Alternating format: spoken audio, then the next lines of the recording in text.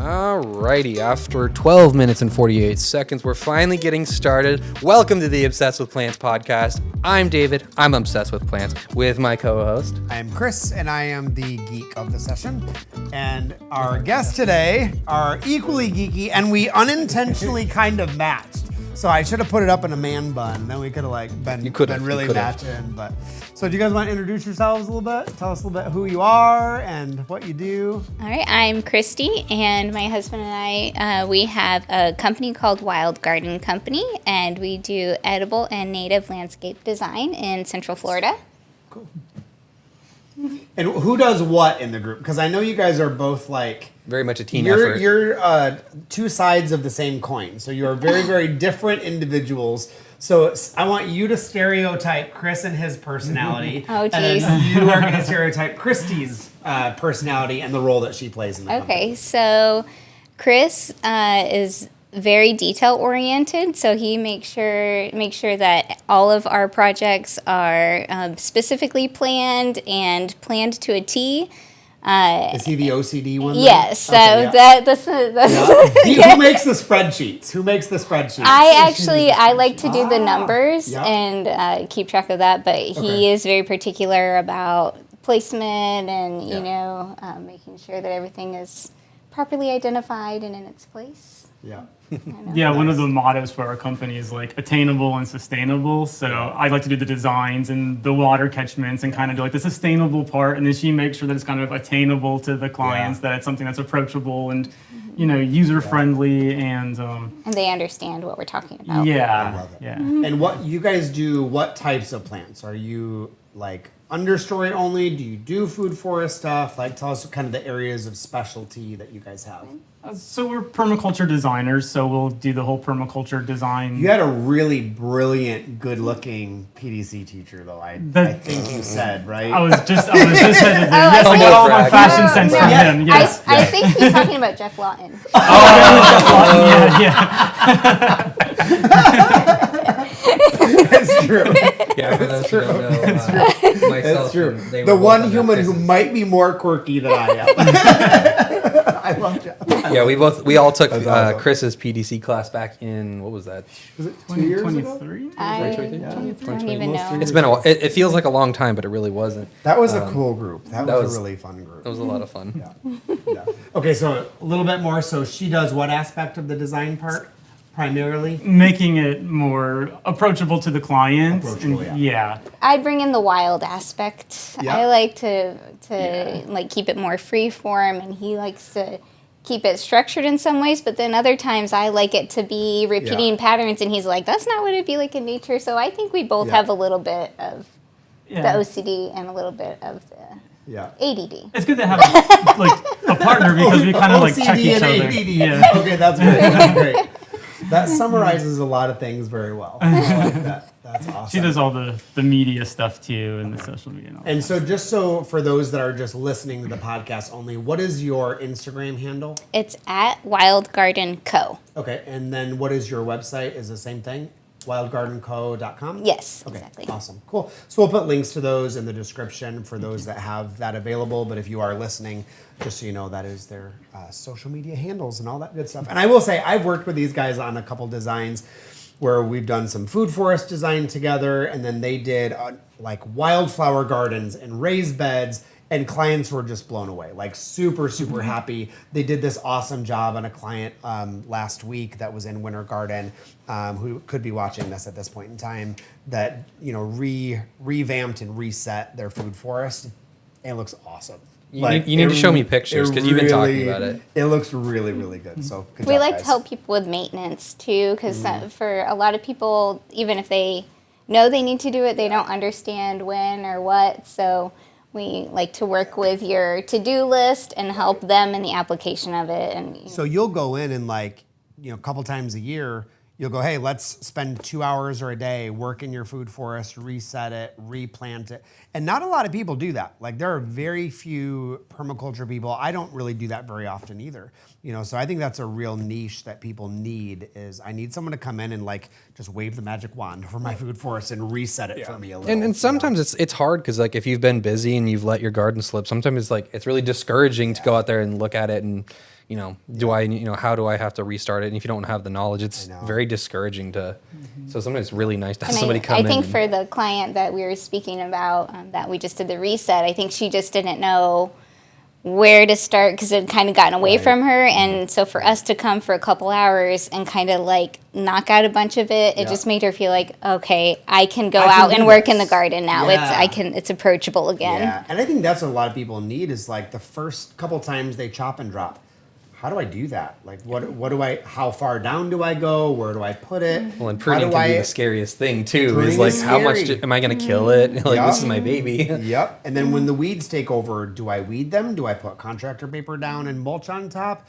Like, how do I take care of this? And when they see it, I think they feel more comfortable. But I think where you guys can fit in as well is just somebody that wants the food forest. They have a busy life or life got away from them, stuff happens, and they need somebody to come in. I think that's super helpful. And the education component is really important because the whole idea is for somebody to take it over for themselves and kind of assume ownership of it and then pass it on. And that's how the movement grows. I mean, you both have been to our houses. We just hired David to come out to our house and help us with our bananas because he's our banana expert. So everybody kind of works together and share the knowledge that they've got. And your kind of passion area is like natives. And so that's going to kind of be our emphasis today is not only natives, but we'll get into that in a little bit. But we're going to kind of lean into this little native thing a little bit, right? Yes. Okay.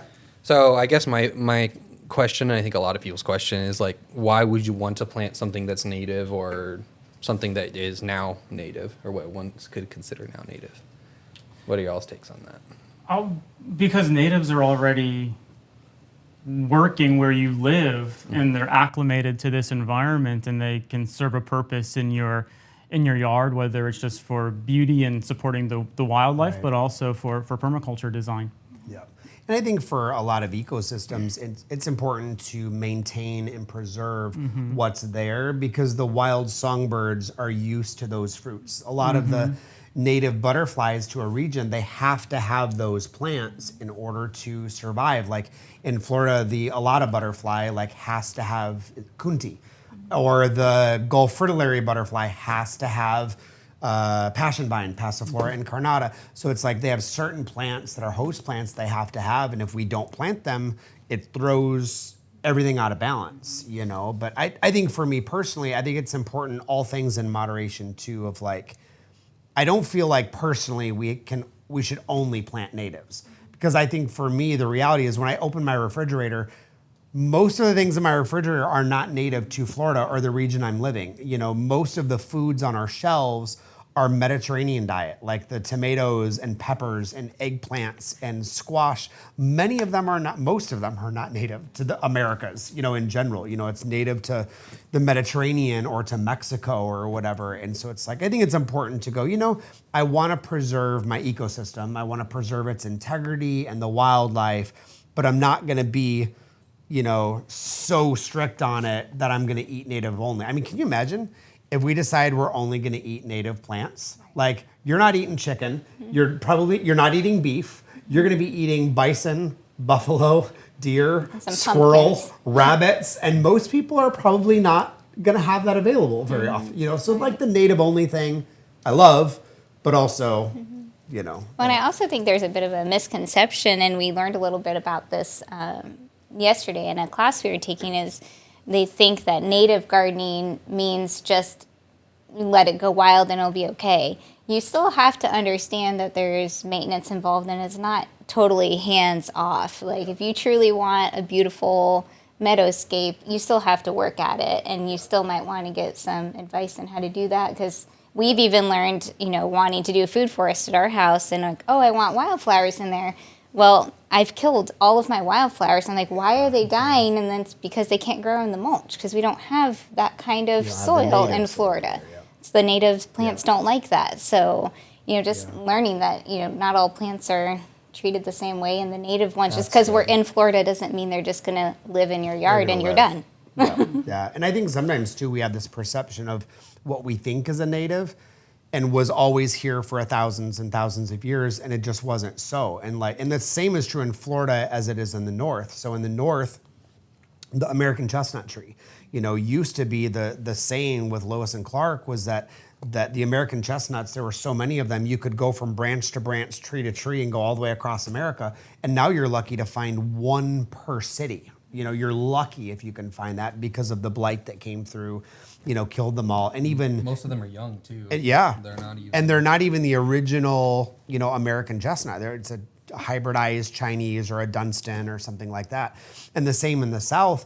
You know, most of Florida was not live oaks. You know, before 1894 to 97, when the logging industry started, it was mostly loblolly, longleaf pine. By far, when the logging industry came through, those live oaks were the only thing that could survive. And so people that are like, nope, that is the majority native, you know, thing is the live oaks. Well, yeah, in the last 120 years, but that's not, you know, that's not the way that it always was, you know. And I think there's this interesting like ebb and flow in our ecosystems of the plants that are like a succession of species. You know, one comes up and when it dies off, something else comes back.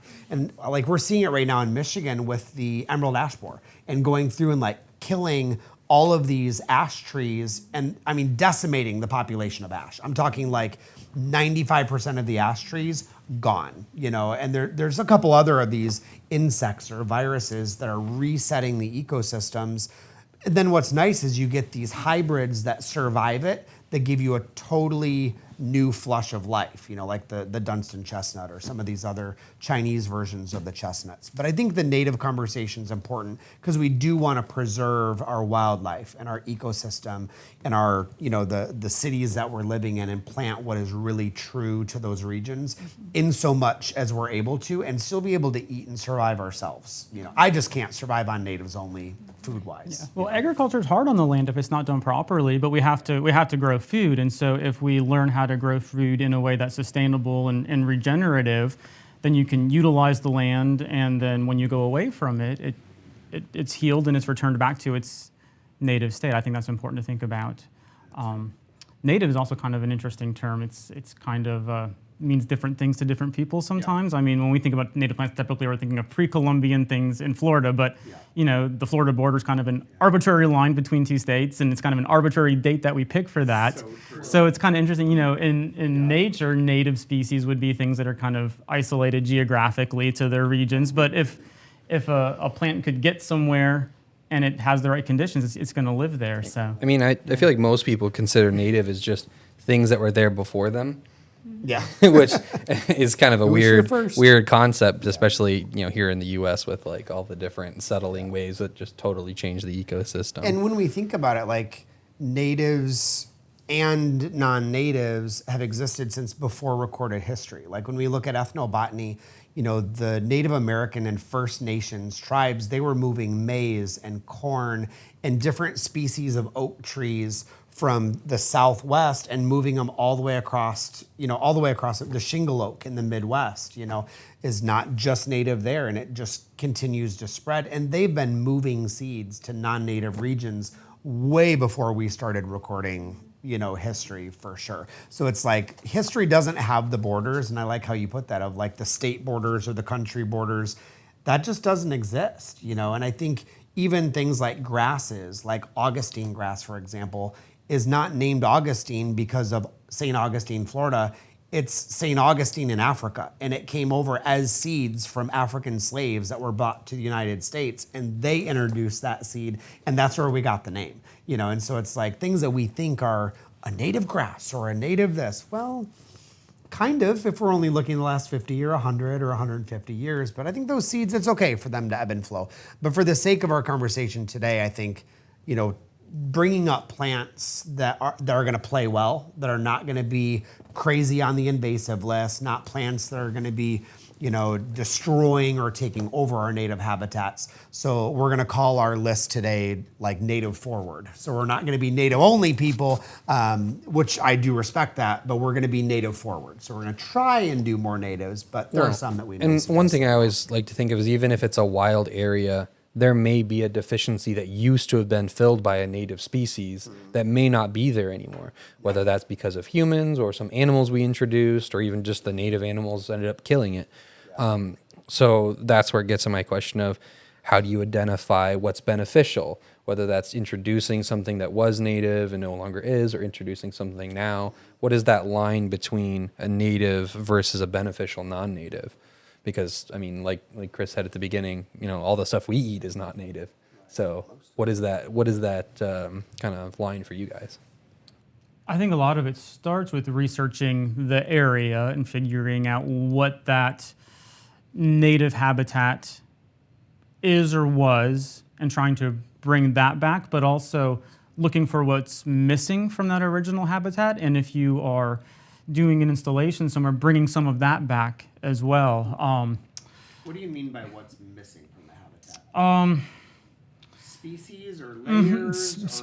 Species in particular, but layers as well. I think when we think about native plants, it's easy to go to a native nursery and you pick out the common ones that are there and you're putting those native plants in your yard, and that's great, but if that happens at too big of a scale, I think it can almost create like a bottleneck because we're kind of limiting ourselves to these natives that are on the shelves. And so it's important to really think about and understand those local ecologies and look for the oddball stuff that might support, the natives, the birds, the bees, in different ways at different times is important. I mean, that's a great point, because like native nurseries, at the end of the day, everything they have in there is they can only offer things that someone else is willing to buy. Right. So yeah. I mean, there's probably tons of plants out there that are just either not worth their time because it's hard to propagate, or it's just something that's ultimately someone has to want it in their yard to go out and spend money on it. So when they decide to do their yard, they're going to go to the store and buy the things that look pretty, flowering, fruiting at that time. Yeah. And so your yard is going to be beautiful at that time of year, but then what's there to support the species in a different time of year? Mm-hmm. So it's important to kind of think seasonally. Mm-hmm. And also not just thinking about food, thinking, because we're talking about habitat kind of right now. Like thinking about, do they have cover? Do birds have a place to perch? Do they have nesting material? So, if we're doing like a wildlife type garden, considering all the components, water, not just, the benefit as far as like what layer or what color. That's a lot of things to consider. Yeah. Which makes me kind of blown away too, just looking at nature, that it's complex. Like this had to have been intelligently designed by God. Like this is it's so complex, because even as human designers, like I look at this and go, wow, like this is really incredible. Like it's remarkable the way that one thing provides for another. There's overlaps naturally in a system. And as permaculture designers, that's the cool gift that we get to give, is go, all right, if I want to bring in a fruit tree, I want this to overlap with 3, 4, 5 other elements in the system to help speed up that natural process and be able to design intelligently. Mm-hmm. And also understanding balance a little bit. Like I struggled, and we were able to hear Doug Ptolemy speak, and I even asked him directly, because I really struggled when I put in all of these pollinator attractors, and I had all these butterflies and caterpillars, and then I had wasps. And then I had no caterpillars. And I asked him, I said, am I just bringing all of these to my yard to die, basically? Right. Because he's like, no, you just have to remember that's part of it. Like if you just had the caterpillars, you would have no plants. So understanding that the balance is just as important as attracting a specific butterfly you want to see. And that takes time. Like I was talking to a couple clients the last couple of weeks about they have new food forests that are 1 or 2 years old, and they're seeing all these new bugs and new caterpillars, and well, what do I spray to get rid of it? Nothing. Mm-hmm. Just let nature swing into balance. Because when you think about bringing in a food forest, here's your blank slate of somebody's yard, and you plant all these fruit trees in it, you just swung the pendulum into a totally different direction. We've totally changed the landscape and the entire ecosystem.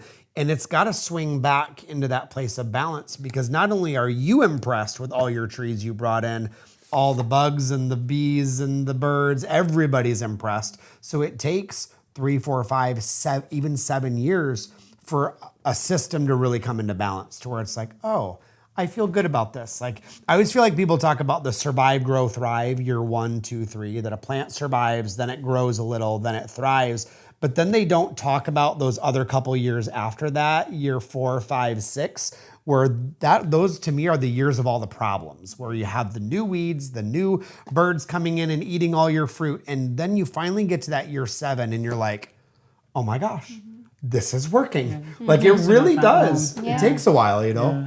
it takes a lot of patience. So.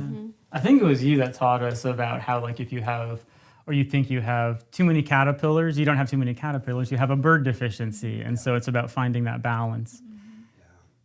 So then how do you select things to supplement that ecosystem, whether that be native or non-native? How do you go about that process of kind of realizing, well, there's a slot missing, whether that's, too many bugs or not enough birds or snakes? How do you go about looking at a site, whether that's a client site or your own? Yeah, I think that kind of is about like that observation step. Like we learned with you, Chris, like you just need to take time, take a few hours, couple different days, and just watch what's there. What you see is, water is pooling right there. That could be a problem. Or, I see all these, she has a beautiful butterfly garden, tons of butterflies. That might be an issue. Maybe she doesn't have any predators and her plants are all going to get eaten. Like, just observe is such an important step. Yeah. Practically, I like encouraging people to do sit spots. Like go find 2 or 3 sit spots in your yard. And if you're a watcher, if you're a journaler, if you do morning devotions or prayer time, like go to your sit spots every day or every week and just watch and just observe and just see what's around you. Take note of it in a couple different seasons. Like have fun and go outside in the rain with no umbrella. As long as there's no thunder or lightning, but go outside when there's, when it's straight up pouring and just go walk in the rain and feel under your feet the areas of the yard that are the squishiest and watch where the water puddles and watch your eaves troughs and go, wow, I didn't realize the water was going there. What a great spot for a rain garden, and just kind of watching around your yard in your property and do it in a way that's raw, that connects you. Like really take your shoes off and go walking, and feel it under your feet. I think when I was on the Native American Nature Sanctuary, they called it fox feet, that you go around like a fox and you'd let your feet kind of roll, in the dirt a little bit and you just feel and observe. And especially in places like Florida, you can feel the differences in the sand. And you got the Pomona sand and the sugar sand and the coral sand, like all these different types of sand. You can feel the differences and go, I know what's going to grow well there, And I love what Jeff Lawton teaches too about reading the landscape and going, okay, I'm noticing these type of weeds over here. This is what it's telling me about the soil. Like when we were walking up today, and we saw the thistle. And when you see a lot of thistle, you know that it's repairing something and bringing up minerals. In the Midwest, they look for chicory. Chicory grows on roadsides because it's great at binding up toxins. So it's growing on the roadside to bind up oil and gasoline and all of the crud on the road. Nature's repairing itself. So when we look at our landscape, we can go, oh, there's a lot of dandelions here. So nature is drilling down into the soil. It's decompacting it. It's loosening up the soil. These weeds are like, they're telling me something. Read the weeds, yeah. Read the weeds. Yeah, that's a good phrase. I like that. Yeah, we were at a lecture by Dr. Hugel yesterday at USF.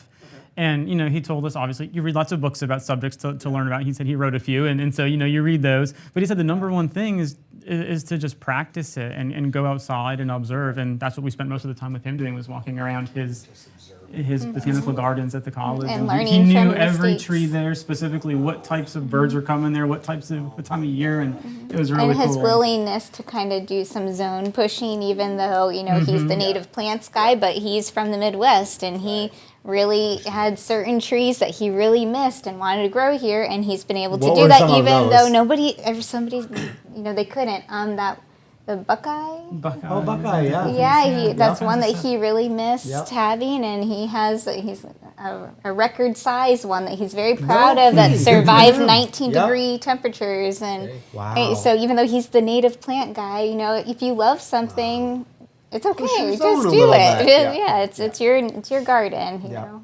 Yeah, I mean, if you think about, like, nature is going to do that with or without our permission. Birds are going to fly miles and miles and miles with seeds when they're migrating. Buffalo are hundreds and hundreds of miles, as far as their range. So nature nature's going to do it anyway. You know, they don't care about our state lines or our growing zones. Like nature is pushing the zones. And if it's not meant to be there, that's where the composters come in, nematodes and earthworms, and they take care of it for us. And that's where a lot of permaculture is cool, because you can design your microclimates to get something that you want in a certain area. Or whatever, so.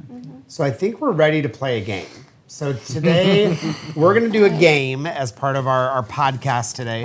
Now the rules in the forefront of the game. Rule number 1, no botanical names, because we are not going to be the pompous people that are like, ooh, I want, you know what, I'm not even going to, Echinacea purpurea. Some of us can't be the pompous people because we won't even be able to pronounce the names correctly. Or spell them.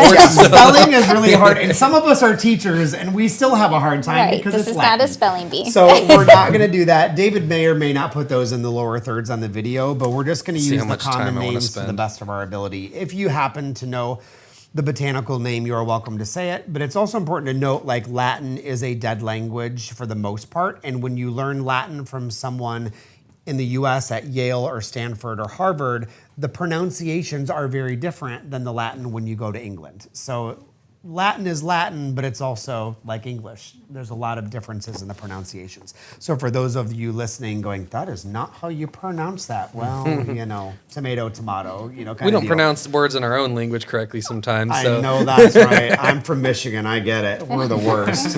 So how we're going to do this today is David has a list of plant areas or plant types, and we are going to be writing down on our little stack of paper our favorite or top choice that we would recommend to someone from that area.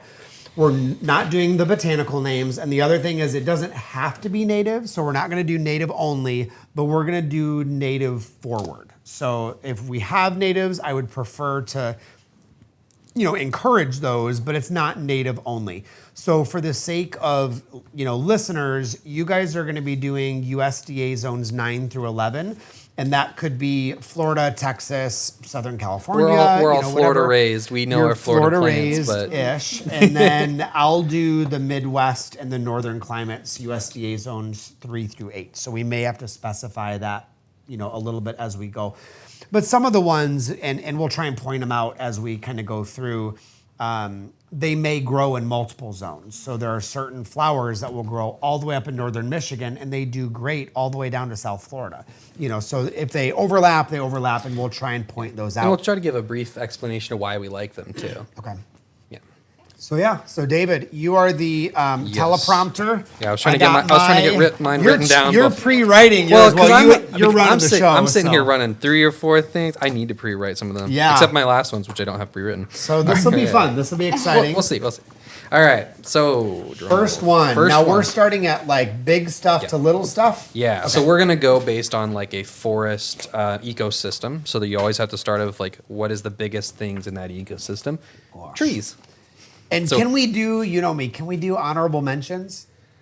Well, okay, you can do an honorable mention because you're doing the northern stuff.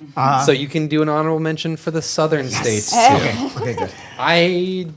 It's not even because of like I need the honorable mention. It's more because I'm indecisive and I can't pick. This is why he has to have Pokemon. special rules. You gotta catch them all. Okay, so rating trees now? Yep. Yeah. Favorite tree. Favorite tree for the growing zones. And so these could be top-story trees or mid-story trees. So we're not really worried about the massive height, you know, of these necessarily.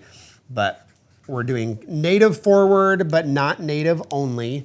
And trees either top-story or mid-story. Does everybody have yours written down? Yeah. So why don't we start with the ladies first and bring yours around and tell us a little bit about why you chose. Okay. Actually, let's do it all at the same time and then we'll talk. Okay, Everybody ready? David ready? On the count of three. Wait, he's not ready. Hey. Yeah. 1, 2, 3.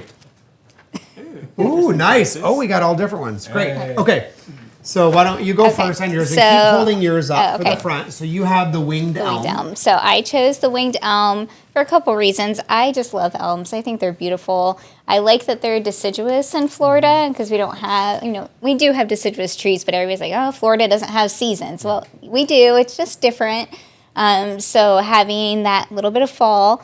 The winged elm in particular, I love the branches, the flat, branches that give it that winged name. And it's also a host for the question mark and the comma butterflies, which being an English major, I mean, that's pretty cool, right? Exist. I need to look these up. Yeah. Do you know what they look like? They literally have the shape. It looks like a shapes? question mark and a comma. Yeah. That's awesome. Now, elm trees in general, though, those are native from USDA zones 4 all the way down. Is it 9B for winged elm? I think 9. I don't know if they go to quite to 10. But that's a big range, to be able to grow from. So that's cool. So the question mark and the comma butterflies. I just made mental notes. So you're in the oak category. Yeah, I think someone fielded her the questions ahead of time. I like oaks. There's an oak for everything. So very wet, very dry, big, small, and they're just a good keystone species, I feel. And they are. They're hosts to all kinds of stuff, and the leaves are useful for mulching and things like that too. Mulching. So, and then even the acorns practically being food sources for nature. Pollinators. Yeah. Yep. And in the north, I don't know if you can do it with the southern acorns, but we would soak them and rinse them and soak them and rinse them and make acorn flour and make muffins and flatbreads over the campfire. Apparently the live oak is the best for that. It's the sweetest is what we were told. Yep. I always like the chinkapin oaks in the north were always one of my favorites. Was the little chinkapins were pretty good. But yeah, the oak trees. So mine actually partners well with the oak. So I chose the pawpaw, the Asamina triloba. So there is a native one. It's just not yummy. So this one really grows best from USDA zones about 4 through 8B. Pawpaw grows as an understory tree, likes a lot of shade, will get to be about 10 or 12 feet tall. But it's like the Midwest and cold climate version of a mango meets a Nona meets custard apple. It's that creamy, yummy flavor that everybody loves, and every pawpaw tastes different. So when you go to these pawpaw festivals, one is more coconutty, one's like a banana, one's like a mango. And it's just, there's so much variety in the pawpaw flavors, and they are absolutely wonderful. And they grow from seed really easily. The downside is they take 6, 7, 8 years to produce fruit from a seed, but they're very resilient. They are native. Deer will eat the leaves, but not really the fruit, and grows great underneath the canopy of oak trees. Do people graft pawpaws or not really? I have not actually seen many do that. I've heard that it's possible, but I think most people just do it from seed. So they just wait. They just wait. And they're really a long time from seed. I mean, it's months and months and months. You cold stratify them. Then they have to develop a 8-inch taproot before anything shows up above the soil. So it's you think your pawpaw seeds are dead, and then you just leave them in the corner, and a couple months later, it's oh my gosh, there's all these little seedlings that randomly appear. Like hickory. So, pawpaw. And what about you? And for me, cypress, specifically bald cypress. I think this is one of Florida's best trees. I do know that it's not just a Florida plant, but a lot of places here, there's a lot of water, a lot of lakes, and most of the properties that are built on these don't have bald cypress. And those are the ones that get damaged during serious storms because you have nothing kind of shelter the soil, the shoreline, and the trees. And tons of animals use them for their native. And honestly, I just think it's a good perimeter tree too. If you have even a swampy or a wet property or a lakeside property, just planting a ton of them along the edge of the shore, and then you can plant other stuff underneath them too. They're not very greedy plants when it comes to taking up stuff. You do have to worry about the leaves being a little acidic, but I mean, a lot of Florida natives like that pine leaves and the acidity too. So. And that's another great one that's all the way up in Michigan, Wisconsin has them, does really well. I would say the caveat in the colder climates where there's a clay belt is that if the pond is not spring fed, it can actually dry up your pond. Yeah. It'll drink too much. So where these are really good is areas that have a lot of water for water mitigation. Cypress, these are the only ones that I know of. There are probably way more, but cypress and eucalyptus, rainbow eucalyptus, drink up to 800 gallons of water a day. per tree. They can drink that much. So if you've got areas that are too wet, and those are great ones to help soak up that water, make sure the type of eucalyptus is not invasive. That's super important. But the rainbow eucalyptus does great in many places in Florida, and the bald cypress, fantastic. I will say with the rainbow eucalyptus, even though it does drink a lot of water like the bald cypress, it won't suck the whole area dry. Right. It drinks as much as it can, but once it starts to dry out, it stops attempting to drink. Yeah. And it's kind of like a cool, self-regulating thing. They grow surprisingly fast too when they're young, and so if you're doing like waterfront restoration, it's pretty instant gratification when you put one of those in. Yeah, in a couple, And I like couple their years little later, you'll leaves. have a The little cypress knees that come up are cool, and it's good fish habitat, like for the minnows and the frogs and tadpoles But you'll notice the like areas that you'll see the knees more. That was once the shoreline. the shoreline. Yeah, we have them a lot on this Yeah. shoreline here, and And- it's great for like bass raising their young and the brim and Because even though they don't, Fantastic. they don't like to sprout on wet in the water. They only like to sprout on like moist, wet, swampy land. and then let the water come out. Yeah, so if you see one that's basically sitting in the middle of the lake, that was once land. It's been there a while. Yeah. And you have to like kind of think about, okay, well, what if this wasn't there? Would there be any land there at all? That's Or true. is it- That is true. All right, what's our next category here? bushes and shrubs. So I'll give you all Bushes, this. and you guys are doing the warmer. Yep. We're USC doing the zones warmer. 9 through 11. I'm going to do 3 through 8 bushes I didn't- and shrubs. Depending on what y'all's answer is, I may have to change mine.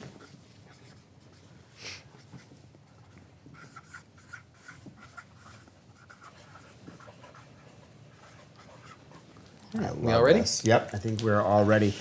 And I wonder how these microphones pick up if the like scratching on the paper. Is it going to be Ours- like ASMR? For Ours Sorry, don't. speaking. Yours though, you lean towards it, so you better. Oh yeah, you better it's believe I ASMR. heard it. Everybody's like, "Oh, that sounds so good." Thankfully, I'm Do you recording guys ever yours watch those separate. ASMR videos like on TikTok or whatever? Somebody showed it. I didn't even know what it was, but They're now so I know cool. that it's. I don't do the mouth noises. Those gross That's me out. I disgusting. can't do Pet peeve that. of mine all week. He's been obsessed with Okay, it. so let's go ahead and do you first. And Oh, we'll go me this way first. at this time. Oh, were we supposed to all show it yet? Oh yeah. Oh yeah, I'm gonna go show it on the count of 5, three. 4, 3, 2, 1. 1, 2, 3.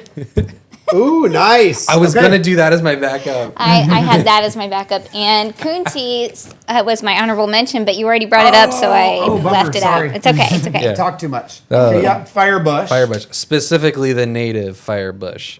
It's a great pollinator. Amelia attractor. patens. It's Amelia gotta be the patens, patens, yeah. specifically. I know we weren't going to get into the names, but there is a difference. Reason being I say there is a difference is that the non-native ones have been selectively bred to be more pretty, more flowers, but they are sterile. So they're not a good pollinator. Less nectar. They have nectar, just quite a bit less. I mean, but if you're, I mean, these are bushes that can get up to 10, 15 feet tall in some Oh, yeah. cases. You're talking about cups of nectar, Oh, yeah. something that big.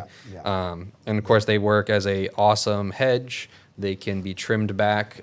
For my personal ones, they have to be trimmed to the ground yearly, otherwise they'll overgrow the roof of the house. And they're just all around awesome plants. Everyone in Florida should have a They are firebush. great. And it's nice because they grow in full sun to full shade. The berries are such a good source for songbirds in the winter. So leaving them in the winter Supposedly, until the I've- berries are gone. It's called firebush, and I could have this information wrong, so correct me. Like stings, burns, and bites. There are parts of this plant that are good for that medicinally, kind of like aloe. You can just rub it on the wounds and the bug bites and stuff. That's more of a Native American usage, but I don't Yep. know which variety leaves it's that of one. the Amelia patens. Yep. Awesome. So mine are same kind of botanical family, are the currants and gooseberries. I really like these because they are very prolific. They'll fruit within 2 years of planting. And they grow in straight up full shade. And it's hard in the Midwest and colder climates to get fruiting things that grow really well in the full shade. For the currants, I kind of like the yellow and red ones better. The yellow ones are sweeter. The red ones have a little bit of tartness to it. The black ones, when they're good, they're good. When they're not, they're not. When they're not good, they literally smell and taste like cat pee. And it's like very non-appealing. The gooseberries, I think, are really fun. The genie gooseberry is my mom's favorite. But the gooseberries are nice and sour. A lot of kids will pick them when they're not ripe because they taste like warhead candy. They're just very, very sour. Both of them you can use in jellies, jams, preserves, or eat them fresh. For people that have the sweet tooth, I would say the currants, and then people that have like the sour flavor palate, doing the gooseberries. And they grow native all the way up into like 2B, like really, really cold, all the way down to, I think North Georgia is about as far south as they'll go. So like 7-ish, you can do the gooseberries and the currant family. So that's mine. How about you? Well, I thought for sure you were going with mulberries, so I didn't. Oh, I nice. purposely avoided mulberries, but I Yep. went with the haws or the hawthorns. They're just kind of obscure. They're not in a lot of nurseries yet, but they're in the rose family, so they make nice flowers and they produce berries that are a good food source when a lot of times it's in a season where there's not a lot of other food sources around.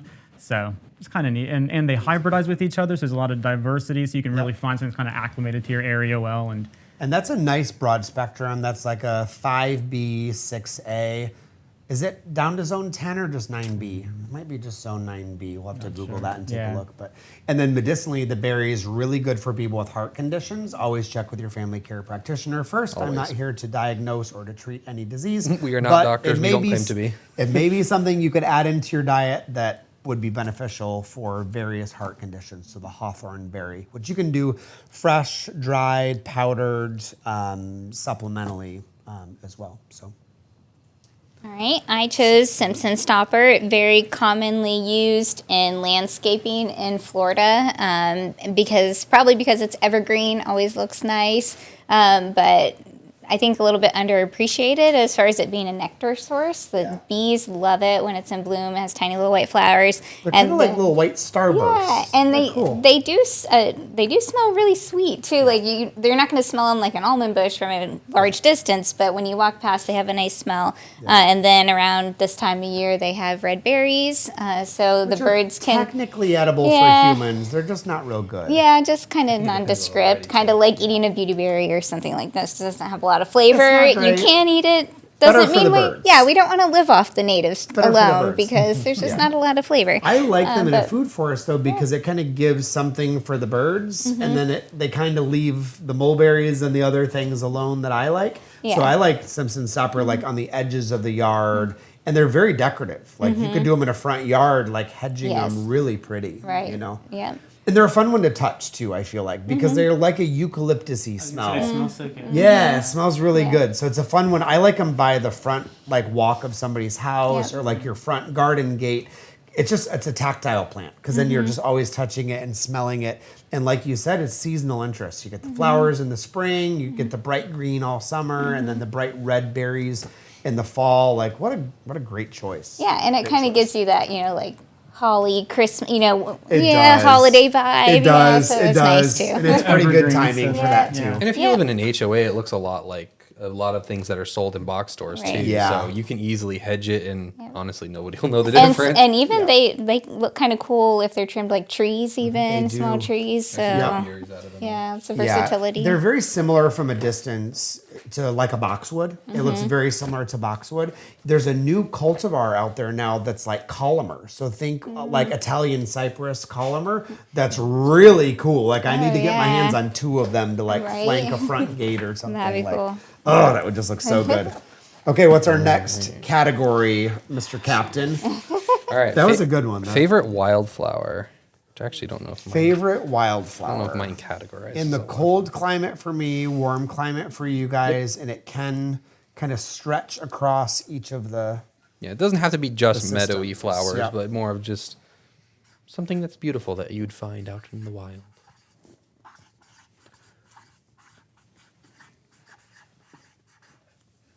ASMR with your mic. Okay, All right, this will be good. you ready? 3, 2, 1. Hey, Ooh, hey. what was yours?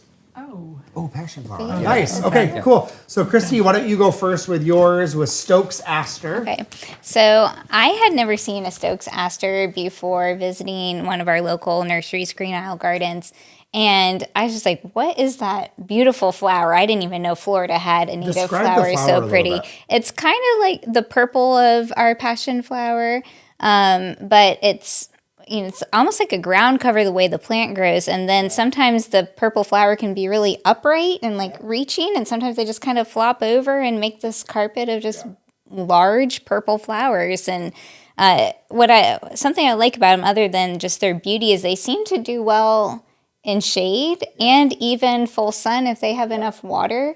And, that's nice because shade gardens can be really tricky. And even though Florida, like everything doesn't mind some shade because our sun is so intense, but the shady stuff is just hard to get color besides. It's like beauty barrier, I know.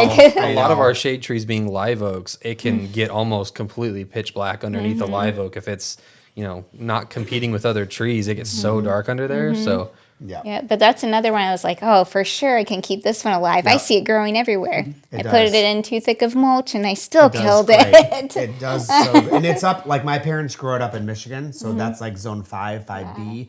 So it's a really nice one. And what's interesting too is year to year with Stokes Aster, it might be a light baby blue one year and then a lavender the next and more of the purple the next year. And so it just kind of, I don't know what causes the color change. Maybe somebody in the comments can say what does that. I don't know, but I think it's an interesting someone who knows flower. more than And I'm not sure. I'm just kind of, because where I've seen it the most is at the nursery. I feel like it kind of sprawls too, and I'm not sure if it's spreading underground or if it's just seeding that way. But I just really like how it carpets an area. I think it likes more that pine.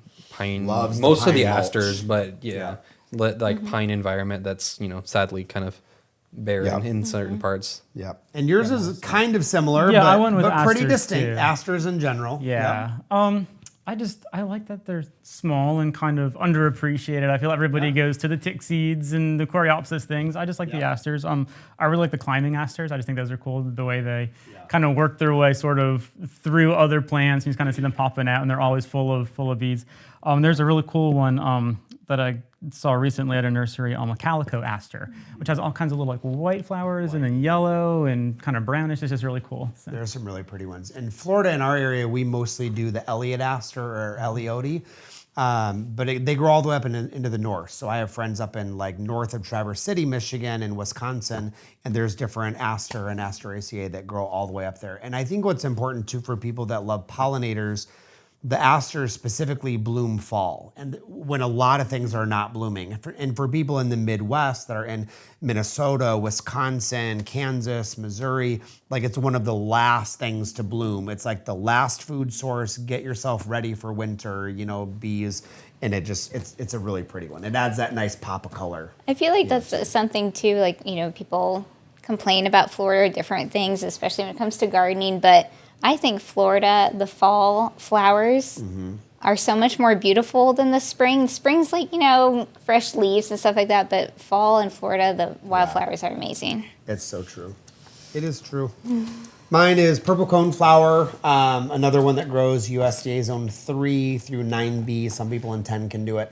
I love purple cone flower, one, because it's a native. Butterflies, the native bees, not honeybees specifically, but the native bees really love it, really appreciate it. All parts of it are medicinal, so you can do all parts, flowers, leaves, stems, roots, as a tea or as a tincture that may benefit like immune system health and boosting of the immune system. And it's so diverse. And the flowers just seem to last forever. And I love leaving the dead seed heads, especially in cold climates, because the finches will feed on the seed heads all winter long in the snow.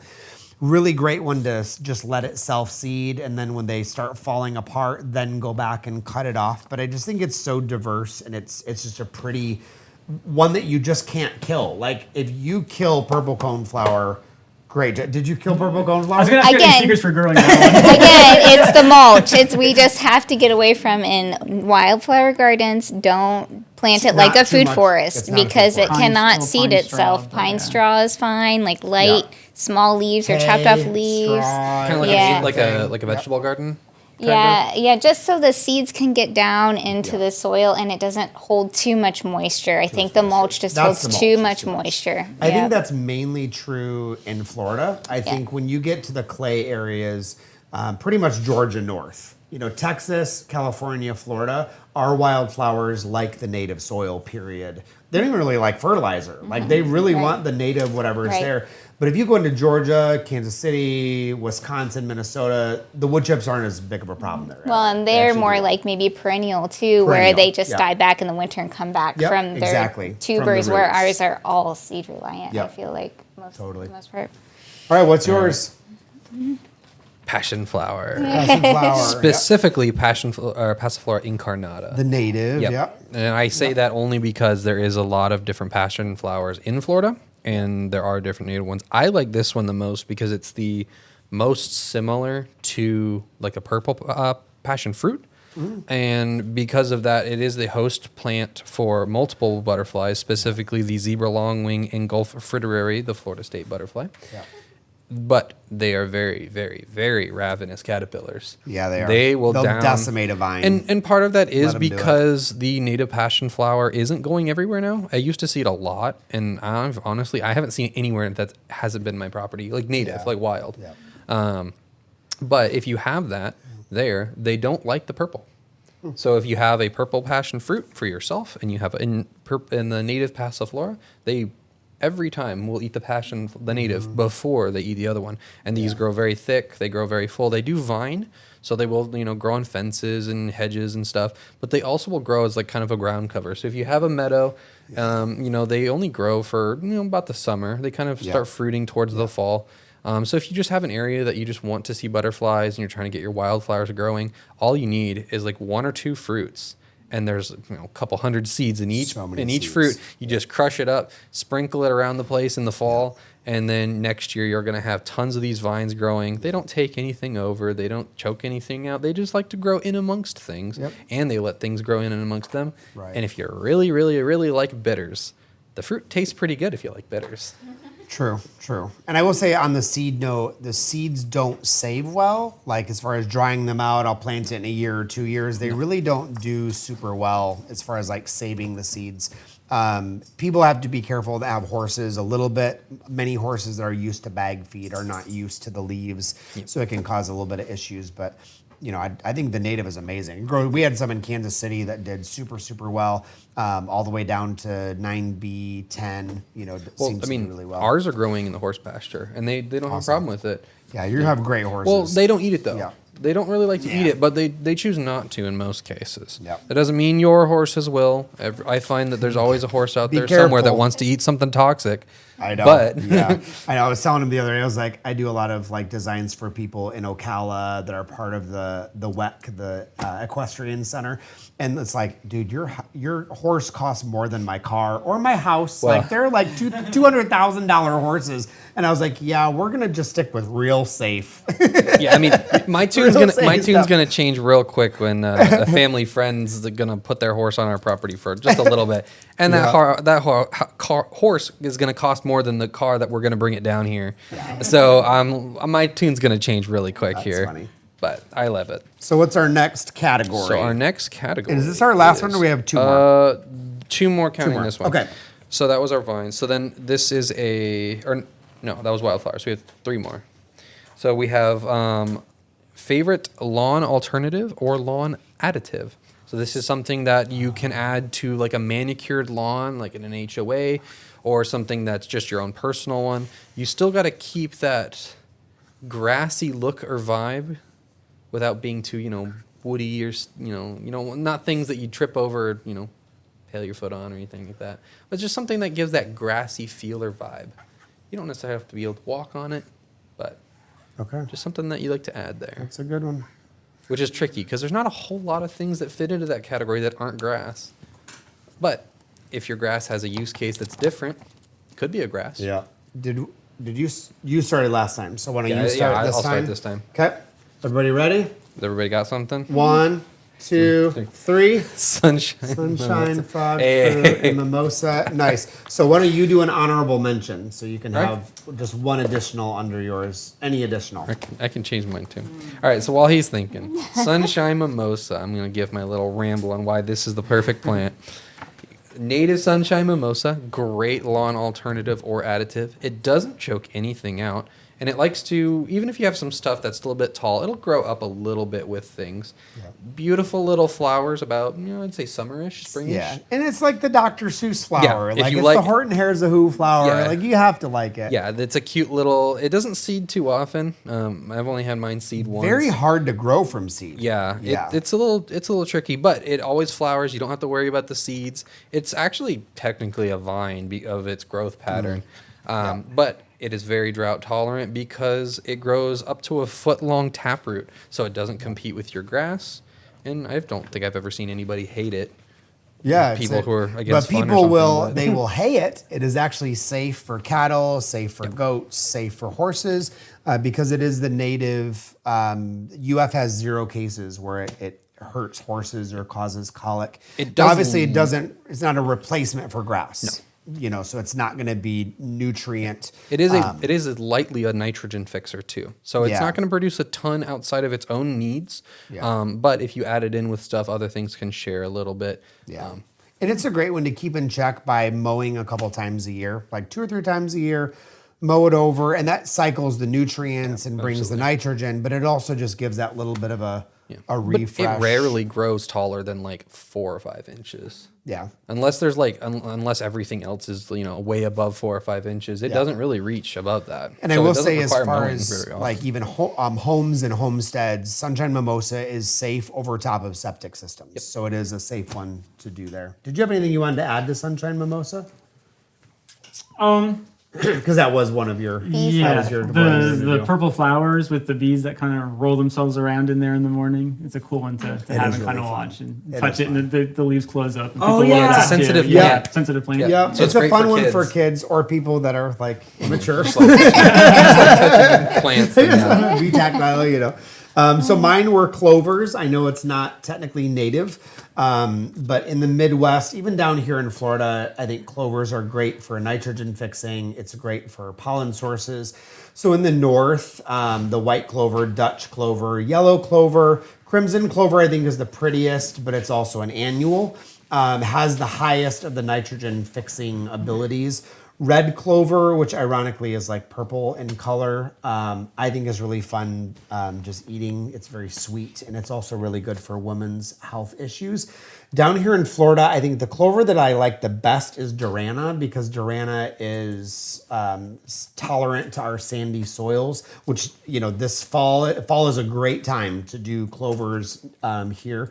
They love the colder season and the wet, and it's really good for deer plots and like wildlife, for turkeys, for deer, for fox, for raccoons, and that sort of thing. So I think clover is great for nitrogen fixing and a great ground cover / grass replacement. So it's mine. I think I was kind of thinking the same lines that you were, as far as like if you just have a area where you kind of want to just keep it green and keep it healthy for a little while. So I was thinking seed mixes as well. The ones that came to mind were like radishes, Oh, turnips, that's just good. kind of throw stuff in there for Oh, yeah. a time. And then Yep. yeah. And that's really what the radishes and turnips are, what people like in the northern climates. They just did this last month, mainly for deer plots, and for hunting plots and wildlife habitat. And then we're getting ready to do those in like October, November, here in Florida. But I think the radishes and turnips, I think they're so pretty too, because then in the springtime, they all go to flower and you get this beautiful like flower thing in your front yard that is just, or backyard that's really pretty. Yeah, that's a really good one as well. And cowpeas, talk about that one a little Hairy bit. cowpeas. I don't know, it's a nitrogen fixer. It kind of creeps along the ground. And, I love cowpeas. yeah. For bigger areas, maybe not Yeah. for a backyard Yeah. flower bed, Yeah. but a little bit Yeah. larger area. Yep. Railroad vine, you can grow that as a ground. I mean, it's not like a grass, but it still covers the ground. Like A lot of our retaining. vines will grow as Yep. ground Yeah. covers. Yeah, I think of Yep. Yeah, a vines lot for of ground Florida covers vines. too. Yeah. A lot of the native ones do that. That's good. Yep. And then what about you, Christy? All right, so I had frog fruit, creeping Charlie is how I would know it by previously, and I like that one just because the flowers are so beautiful. There's little tiny, it's like a little fairy garden flower. Yeah. They are host plant, I think, to the peacock butterfly. Peacock butterfly, I think yeah. is that's their host. I And actually don't. Why do they call it frog fruit? I've I never have been able to no figure that idea. out. I don't. I never see frogs in it. There's no fruit. There's it's like a really pretty flower. And what's kind of cool is they seem to grow where nothing else grows. Like there's even like an old drive back there that is rock, and it does so well going in the rock and between the rocks. At the last farm, there was literally like the roadside. The old owner would use Roundup and kill the sides of the road. And it's solid frog fruit now, which is so bizarre to me because like nothing else grows there except for the frog fruit, and the frog fruit does really, really well. I would say what's interesting to me, I'm surprised nobody did perennial peanut, which is funny. Not really a native, but I it thought is a everybody really was going to, so that's why I didn't. yeah. And what I've started to find is like in zones 9 through 11, those three, frog fruit, perennial peanut, sunshine mimosa. What's weird to me is it's like if one does well, I know the other two are not going to do well. And I have not figured out if it's water, is it soil type, is it a bunch of factors? I don't know, but I always seem to like, I go into a food forest, I'm like, let's do one of each. And they're like, oh, all the diversity. And I just have to go, well, two of them are going to die. We just have to see which one is going to thrive on your site, you know? I think the perennial peanut likes a little bit wetter, and then the mimosa doesn't. I don't know if that is the case because I've seen cases where it's been not that, but I think that's been my like overarching. Yeah, and that sunshine mimosa does great in sand with like no water, just let it go and do its thing. Yeah, it's weird how certain plants will grow in some spots and then you literally go next door to your neighbors and it won't grow. Yeah. You know, it's very It strange. does get big branches under the ground, though. It can get... Oh, thick. does it? Yeah, it Kinda can woody. get thick. Yeah, woody. That is good to know. All right. All right, is this our last category? Yep. All right. Okay. Favorite vine. Favorite vine. So you guys are doing warm climate. I'm doing the colder ones. So I'm going to do... Ooh, that's a hard one. And we Yeah. can do honorable mentions? Yes! Keep it quick. Keep it quick. Yeah, I was gonna do passion flower for both, but then I was like, I gotta mix it up. I can't. I said everything I could have said on the first one, so it's just such a Ooh, great nice. And Christy, you're going first Oh, this okay. time. plant. Yep. Okay. Are we ready? We are ready. 3, 2, 1. Oh. Ooh. Ooh, that's good. Oh, choice. nice. Oh, This good is choice. fun. That's good choice. Okay, so you're going first, and you had... I have sky blue cluster vine. Okay.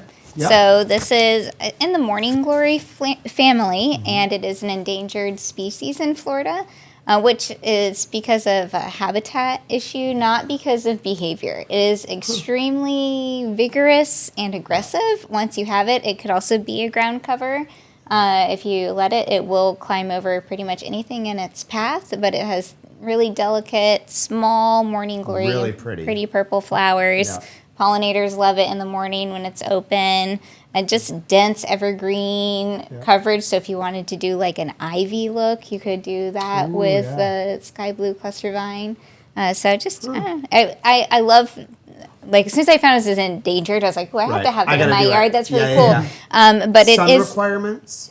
it likes Yes. a little bit of a break. Okay. Where I have it, it gets not much sun in the morning. It gets some afternoon sun, but it doesn't get the middle of the day heat. Okay. So a little but bit of it shade is- is okay then. It's a little bit of shade, but it is Okay. growing towards the sun, so maybe not deep shade. Okay. Like it's not Yep. spreading towards shade. Okay. It's growing towards the sun. Going toward the sun. Do you notice more flowers in the sun than the Yeah, shady parts? yep, Okay. definitely. Okay. Any certain pollinators or butterflies that you notice around it? You're like, I there's more of that. I don't know if it's a specific host or anything. I notice mostly bees, not so Ooh, much okay. butterflies. More That's like cool. the little sweat bees and stuff like that. Yep. Okay. It is a really pretty one. I really And it enjoy doesn't that one. seem to like root into the ground No, it's from its source. No. So it's kind of because it'll cover a big area, but you can pretty much just lift, lift it it up off. and It's roll like it a back really carpet, easily. So yeah. it's kind of nice, yeah. Very dense vining pattern. Yes. Very, very dense. That's like like if you wanted to have that like how they grow vines on the side of walls or something like not that Yeah. it would grow on your stucco, but you Yeah, could get that not look stucco with a stuff. trellis. Yep. You Yep. could do something like that. Yep. Privacy wall would be very pretty. And I think in a permaculture mindset, doing it on like a southwest-ish side of the house to where it's growing up a vine kind of away from the house, but it shades an area for you, like around a pergola, Sure. area, would be kind of cool. So. We did an experiment. We put it in a tall pot. And we're kind of letting it crawl Oh, out nice. over the pot. And just kind Yeah. of keep it trimmed, along that's the base, cool. and kind of see what Yeah, that like does. an ivy, like you would Like an have ivy in kind a of thing, hanging yeah. ivy. Yeah. That's cool. All right, you got yours, and you have, what is yours? Swamp leather flower, the clematis. Okay. I just like it. It's weird. It's pretty. Yeah, it smells really good. Yeah. It attracts. And the flowers are kind of cool and funky. Yeah. Have Yeah. a hangover. So Yeah. interesting. like Yep. dry. And the nice thing with a lot of the clematis is they're all over the U.S. I mean, you go all the way up to zone 3, and they have clematis growing, and they bloom for probably 2.5, 3 months, which is a long time in those cold climates. So it's a really good, blooming season, and pretty much all the pollinators like it. And the nice thing with the clematis is it's bigger leaves, and so a lot of like the songbirds can get in there. You'll find like wren's nests, in them a lot of times, which I think is really fun. Yeah. And if you're just hiking and you can just smell it somewhere and then you have to look for it, it's such Yep. a sweet smelling flower. Yeah. Yep, exactly. And then your honorable mention is Well, I said passion flower. That was Yeah. one that was always in my head. Just, yeah. but also like you think about the shoot, Coral honeysuckle. honeysuckles and that's just escaping. Come back to Yeah, me. the Come coral back. honeysuckle is a really good one. I'm surprised none of us did that. I know. Coral I thought honeysuckle. for sure somebody Yeah. would say Yeah. that one. I was like, I'm going to pick something know. that nobody's going to Yeah, say, yeah. but that one should be on the And I- list in your garden for Yeah, sure. it is a yummy one. Smilax was what I was trying to think of. Smilax. Oh, is a good Smilax. choice, Yeah. Yep, That's a good one. that is fun. Mine is 2 of them. I have first is the Schisandra berry, which is like a really small, juicy berry. They grow in big clumps, almost like grapes do. And in Chinese medicine, they call it the 5-flavor berry because it hits all of the flavors and it changes in your mouth. And you're like, oh, this is really sweet. The weird part is it ends on bitter. Which is really strange because that's not the last flavor that I want in my mouth. I put some powder in a shake the other day for him. And he was like, oh, this is good. It's changing. It was a journey. It was a journey. I was a It little is. surprised. I don't I like bitters, love so I it. was like, oh, it's good. It's good. It's different. It's Ooh, great. it's good. Oh, that's bitter. Oh, that's good. But uses in the body. No, I it's mean, great. It was it's really delicious. good antioxidant. I mean, it's amazing for liver and for kidney issues. I think it's great. Then the other one I have on there is the hardy kiwi because we just can't grow them in Florida, and I miss hardy kiwi vines. So you've got to have 2 or 3 of them because they are male, female. You never know which one the greenhouse says they're sending you. And I learned it the hard way. I bought one of each that was a male and a female. They were definitely not a male and a female. And so when you buy them, buy 3 to 5 of them and just put them in to ensure you're going to get a crop. But they produce a lot. I'm talking like, you get 5-gallon buckets of these things. And they'll grow all the way up in like Wisconsin, Minnesota, so they can really tolerate some cold. Like both of these even grow in Russia, so it's like they're really, really, really cold. I had a couple Russian clients in Florida that were like, I want the 5-flavor berry. No chance. You can't do that. But those in the north, Schisandra berry, and the flower is really pretty on Schisandra as well. And hardy kiwi were my 2.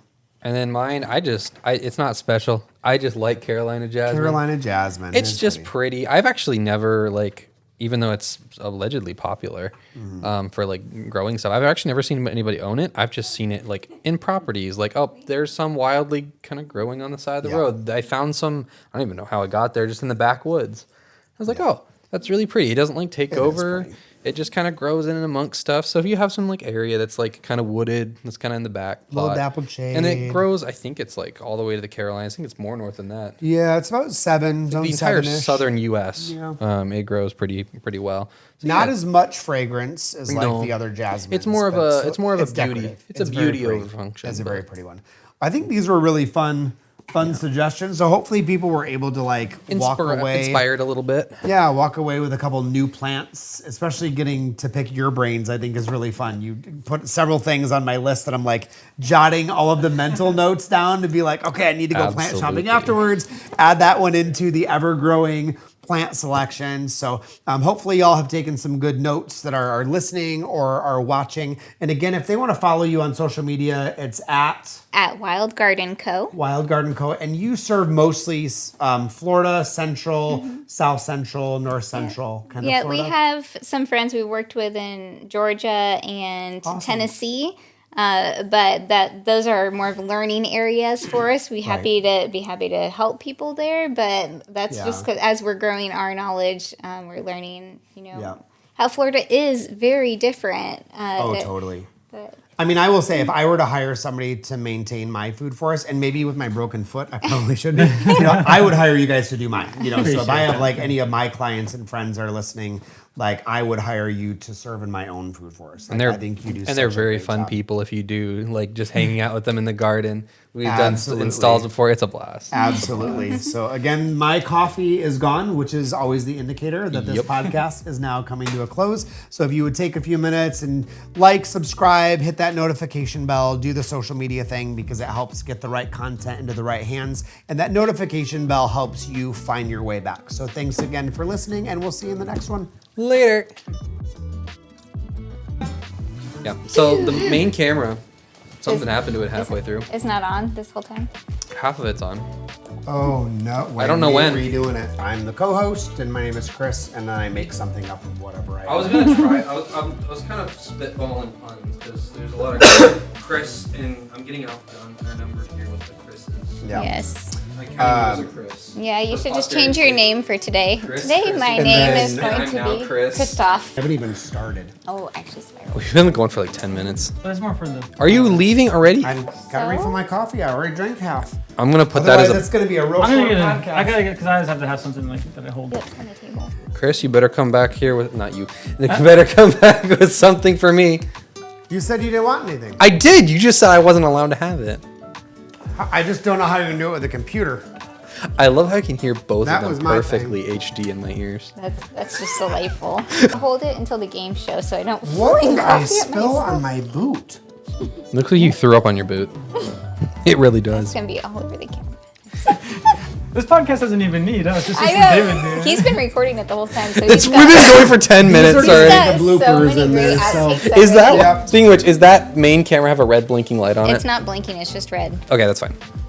It's not. As long as, do you want to check it? No, it's on. I thought it was blinking. It's supposed to blink, but it's just supposed to be on. It's on the opposite side of the lens, so I can't see it. So it's like I have no idea. Even better, you're blinking. Well, I've been stalling for 11 minutes. So. For the record, I'm gonna put half of this in. Oh my god. Anything that's. Don't you dare. I'll cut all of those. I'll cut all those out, but not the weird stuff Chris does. Of course, now I'm smiling again. This is always how it starts.